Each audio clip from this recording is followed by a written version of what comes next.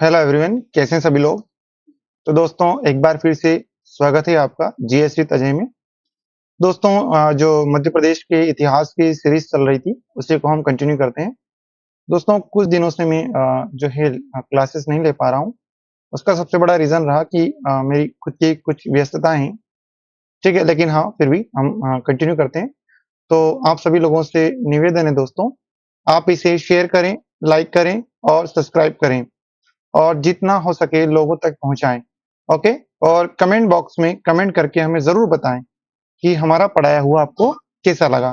ठीक है दोस्तों, तो लेट्स स्टार्ट।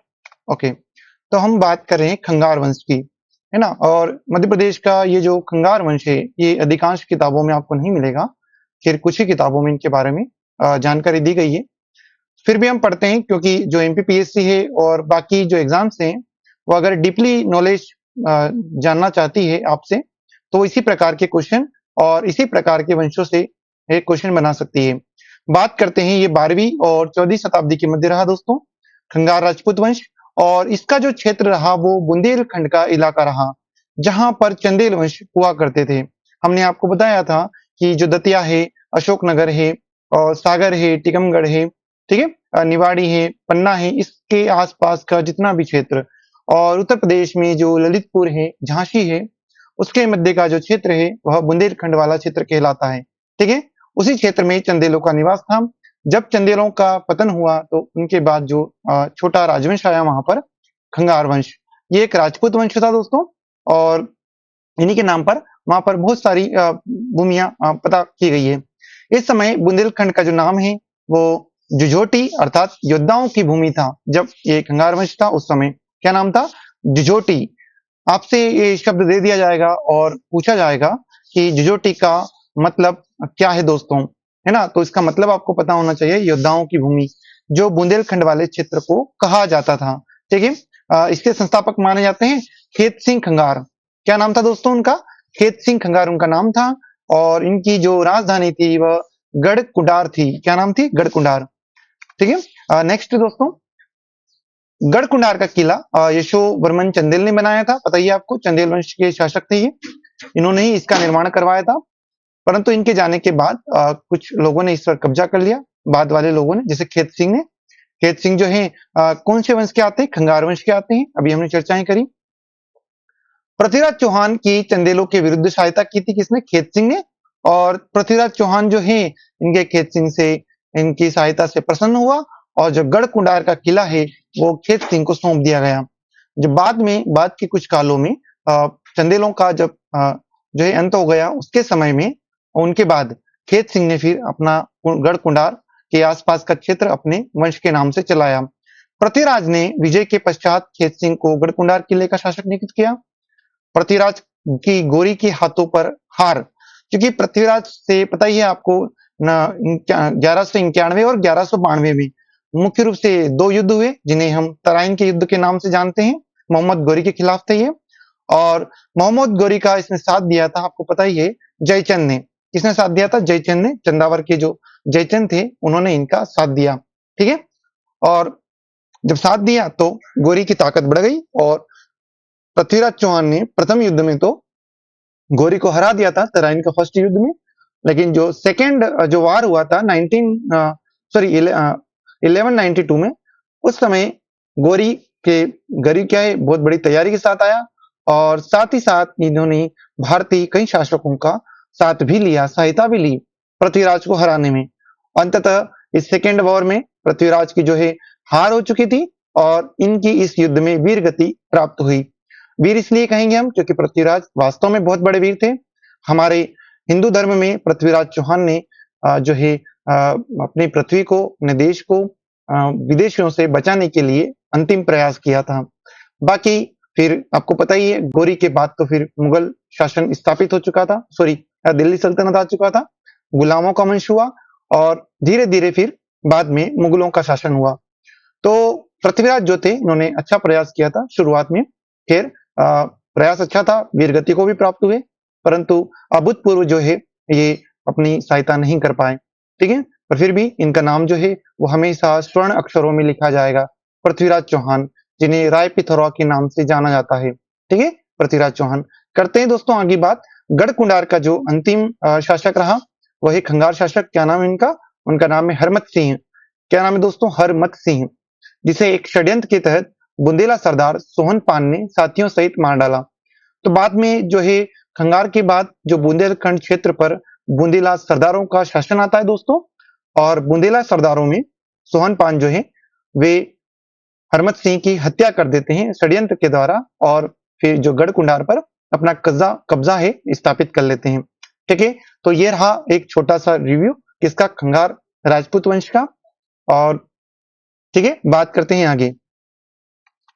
वस्तुतः बुंदेलों और खंगारों के मध्य मौन मोहानी रियासत पर नियंत्रण के लिए शहामत का खेल लंबे समय से चलता रहा। शहामत मतलब वही युद्ध और षड्यंत्र, बाकी सारी चीजें। षड्यंत्र के तहत एक दूसरे पर ये हमला करते और अपने अपने दावे जो है वो बताते कि हमारा गढ़कुंडार पर हमारा दावा है, मोहानी रियासत पर, महुन रियासत पर हमारा दावा है। अंततः बुंदेलों ने खंगार शक्ति को गढ़कुंडार पर भी कालांतर में कब्जा कर लिया था, जिसका नेतृत्व किसने किया था? रुद्र प्रताप सिंह ने, जो एक बुंदेला सरदार थे। और इन्हीं बुंदेला सरदारों ने खंगाल शक्ति को क्षीण कर दिया और अंत में अपना जो है बुंदेलखंड पर शासन स्थापित किया। ठीक है दोस्तों, कुछ नोटेबल पॉइंट्स हैं और नोटेबल फैक्ट्स हैं, उनको आप जरूर याद रखें। अनंगपाल तोमर, पता ही है तोमर वंश के ये राजा थे अनंगपाल, जो 8वीं शताब्दी के मध्य रहे। दिल्ली का दिल्ली बसाई, अनंगपाल ने ही दिल्ली का जो है दिल्ली का निर्माण किया, दिल्ली बसाई दोस्तों। तोमर वंश के थे अनंगपाल जी। ठीक है, इन्होंने ही क्या है, दिल्ली का पहले प्राचीन नाम रहा था दिल्ली का, उसी को बाद में हम संशोधित रूप अपभ्रंश हो गया और अब नाम उसका दिल्ली हो गया। और दिल्ली से भी फिर अब क्या हो गया? दिल्ली, है ना, जो अंग्रेजों ने दिया हमें। तो खैर नामों में परिवर्तन समय के साथ होता आया। तो अनंगपाल ने ही दोस्तों 8वीं शताब्दी में दिल्ली बसाई थी। बाद में पता ही है आपको, मध्यकाल में दिल्ली जो है वो प्रमुख राजवंशों का केंद्र रही और पूरे भारत पर सत्ता का मुख्य बिंदु भी रही, जिस पर अलग अलग समय में अलग अलग राजाओं ने क्या किया? अपनी प्रभु सत्ता स्थापित की। बात करते हैं आगे। ठीक है, कुछ अभिलेख के दोस्तों जो फेमस रहे, जो कि ये हमारा प्राचीन जो राजवंश है उसका अंतिम वंश रहा है। अब हम आ जाएंगे मध्यकालीन वंश पर। मध्यकाल में जो है मध्य प्रदेश पर किन किन राजवंशों का शासन रहा, उन्होंने कौन कौन से कार्य किए, और सारी बातें हम आ जाएंगे। यहाँ पर हमारा प्राचीन भारत का इतिहास जो मध्य प्रदेश के संदर्भ में था वो समाप्त हो जाएगा। कुछ प्रमुख अभिलेख हैं तो हम वापस से उन पर चर्चाएं करते हैं। खैर इनके बारे में हम पिछली कुछ क्लासेस में चर्चा कर चुके हैं। विक्रम संवत 529 के तहत, या फिर जो यीशु मसीह का कैलेंडर है 473, जिसे हम ग्रेगोरियन कैलेंडर कहते हैं, है ना, उन्हीं के अनुसार 473 ईस्वी का यह लेख है। और इस समय किसका शासन था भारत पर? बताइए आपको, वो था गुप्तों का शासन। और गुप्तों के ही बारे में हमें दशपुर अर्थात मंदसौर अभिलेख से जानकारी मिलती है। यहाँ पर हमें जो एक अभिलेख मिलता है वह संस्कृत भाषा का है दोस्तों, और वह इसका निर्माण जो है किसने करवाया था? तो वत्स भट्टी नामक एक राजा था, उसने करवाया था। ठीक है, क्या नाम था इनका? वत्स भट्टी। और वत्स भट्टी ने इसका निर्माण करवाया, संस्कृत भाषा में करवाया। और कब करवाया? तो गुप्त काल के समय, जब लगभग कुमार गुप्त यहाँ पर शासन कर रहे होंगे पूरे भारत पर, मगध पर, उसी समय इन्होंने इसका निर्माण करवाया। इसमें यहाँ के एक राज्यपाल थे जिनका नाम था बंधु वर्मा, और बंधु वर्मा का यहाँ पर हमें उल्लेख मिलता है। और बंधु वर्मा ने जो है दोस्तों यहाँ पर एक तंतुवाय श्रेणी थी, क्या नाम था उनका? तंतुवाय श्रेणी। श्रेणी का मतलब होता है व्यापार का एक जो ग्रुप होता है उसे हम श्रेणी कहते हैं। व्यापार का जो एक गुट होता है ना, ग्रुप, उसे ही श्रेणी कहा जाता है। तो तंतुवाय श्रेणी थी ये दोस्तों, और इन्हीं को सूर्य मंदिर के निर्माण के लिए क्या दिया था? दान दिया गया था। किसके द्वारा? बंधु वर्मा के द्वारा। तो मंदसौर में आज भी दोस्तों क्या है? वहां पर सूर्य मंदिर है, जो किसके? जो गुप्तों के द्वारा सहयोग दिया गया। और गुप्तों में कौन था? तो गुप्तों का एक राज्यपाल था जिसका नाम था बंधु वर्मा। ठीक है, इसकी जानकारी हमें कहां से मिलती है? तो दशपुर अर्थात मंदसौर अभिलेख से मिलती है।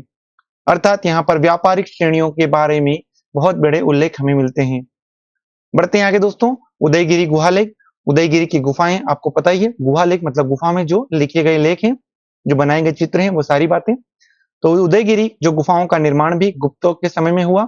गुप्त संवत 106 से 425 ईस्वी के मध्य इसके बारे में हमें जानकारी मिलती है। ये पता ही है आपको, विदिशा जिले में आता है उदयगिरी और खंडगिरी की गुफाएं। यहाँ पर जैन अभिलेख है इसी गंडगिरी गुफा उदयगिरी गुफाओं में दोस्तों एक जैन अभिलेख है, उसमें शंकर नामक व्यक्ति द्वारा इस स्थान में पार्श्वनाथ की मूर्ति स्थापित किए जाने का वर्णन हमें मिलता है। किसका? पार्श्वनाथ। पार्श्वनाथ कौन है आपको पता ही है, 23वें तीर्थंकर रहे जैन धर्म के, और जैन धर्म के जो 23वें तीर्थंकर थे उन्हीं के बारे में हमें यहाँ पर जानकारी मिलती है। और इनकी जो मूर्ति स्थापित की है वो किसने करी? जो जैन धर्म के अनुयायी थे जिनका नाम था शंकर, उन्हीं ने यहाँ पर क्या करी, उदयगिरी की गुफा में अपने पार्श्वनाथ जो इनके तीर्थंकर है उनकी मूर्ति स्थापित की। बढ़ते हैं आगे। अगला है एरण का अभिलेख। एरण के बारे में हम पढ़ चुके हैं, भानुगुप्त के बारे में हम पढ़ चुके हैं, ठीक है। और उसके जो सैनिक थे उसके बारे में और सती प्रथा के उल्लेख के बारे में भी हम यहाँ पर पढ़ चुके हैं। समुद्रगुप्त के कुछ अभिलेख हमें एरण से मिलते हैं। मौर्यों के बारे में भी बहुत सारी जानकारी हमें एरण या सागर वाले अभिलेख से प्राप्त होती है। और समय समय पर हमें सातवाहनों के बारे में, हूणों के बारे में भी एरण से जानकारी मिलती है।